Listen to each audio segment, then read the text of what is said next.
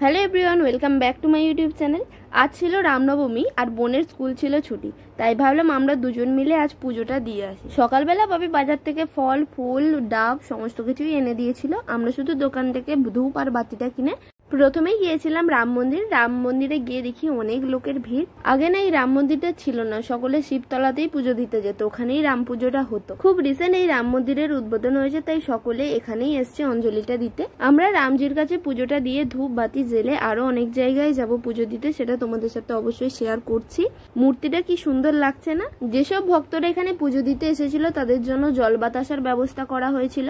তারপর অঞ্জলি শুরু হয়েছে দেখে আমি আর বোন ওখান থেকে বেরিয়ে এলাম। ওখান থেকে বেরিয়ে গেলাম সোজা শীতলা তলায়। গ্রামে না এটা একটা খুব কমন ব্যাপার যে বৈশাখ মাস পড়লে সকল ঠাকুর স্থানে একটা করে পুজো দিতে হয়, মানে নতুন বছরটা সকলের আশীর্বাদ নিয়ে শুরু করতে হয়। বৈশাখ মাসের প্রথম দিন তো সম্ভব হয়নি, সেহেতু আজ আমি আর বোন বেরিয়েছি সব জায়গায় পুজোটা দেবো বলে। আমাদের গ্রামের মোট 7টা ঠাকুর স্থান আজ তোমাদের দেখাবো। প্রথমটা তো দেখলে, এটা হলো 2 নম্বর শীতলা তলা। এখানে পুজোটা বরাবরই সকালে হয়, তাই এখানে লোক সেই রকম নেই। আমরা পুজোটা দিয়ে ওখান থেকে বেরিয়ে এলাম। ওখান থেকে বেরিয়ে সোজা গেলাম সেই আশ্রমে যেখানের কথা তোমাদের আগেও বলেছি। বোন দেখো আমাকে একা একা ফেলেই চলে যাচ্ছে। এখন যে রাস্তাটা দিয়ে যাচ্ছি সেটা দুই ধারে গাছ আর গাছ। প্রকৃতির দান না অসম্ভব সুন্দর। অনেকে বলে গ্রামের থেকে শহর নাকি অনেক সুন্দর, কিন্তু যাই বলো, শহর যতই মডার্ন হোক, যতই ফ্যাসিলিটি থাকুক না কেন, আমার যেন মনে হয় এই প্রকৃতির মাঝখানে থাকার আনন্দটাই আলাদা। এর মধ্যে আলাদা একটা শান্তি আছে। আজ বাপির থেকে নতুন একটা জিনিস জানতে পারলাম। পুরানো যে বড় গাছগুলো হয়, মানে বট অশ্বত্থ এইরকম গাছগুলোর গোড়ায় নাকি বৈশাখ মাসে জল দিতে হয়। তোমাদের সাথে বকবক করতে করতে আমি আশ্রমে চলেও এসেছি। এই আশ্রমটা তো তোমাদের আগেও অনেকবার দেখিয়েছি।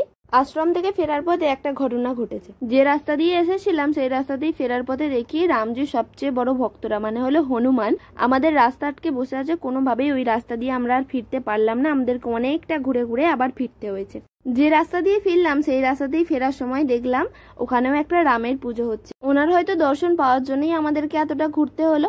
ওখান থেকে সোজা গেলাম আমাদের শ্মশানকালী মায়ের মন্দিরে, মানে এটা হলো আমাদের শ্মশান। শ্মশানের একটা খুব সুন্দর নাম আছে, সেটা হলো চিন্তামণি। এখানে মায়ের কাছে পুজো দিয়ে ধূপবাতি জেলে আমরা যাব শিবতলায়, যেটা তোমাদেরকে শিবরাত্রির দিন দেখিয়েছিলাম।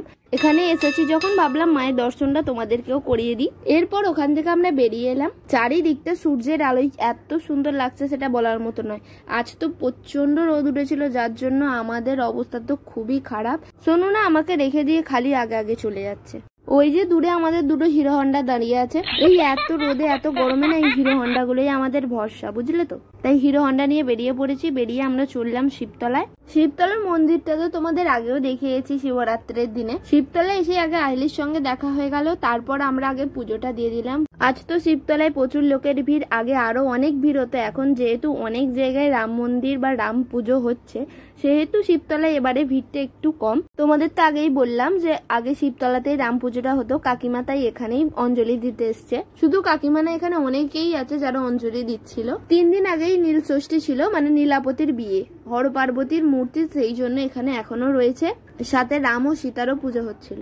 তারপর কাকিমাকে টাটা বলে চলে এলাম। এখানে আইসক্রিমও বিক্রি হচ্ছিল, খাবোও ভেবেছিলাম। প্রচন্ড গরম হচ্ছিল, কিন্তু যেহেতু এখনো 2 জায়গায় যাওয়া বাকি আছে তাই আর আইসক্রিম না খেয়েই আমরা বেরিয়ে পড়লাম। বেরিয়ে গেলাম সোজা চণ্ডীতলায়। এটা হলো আমাদের চণ্ডীতলার মন্দির।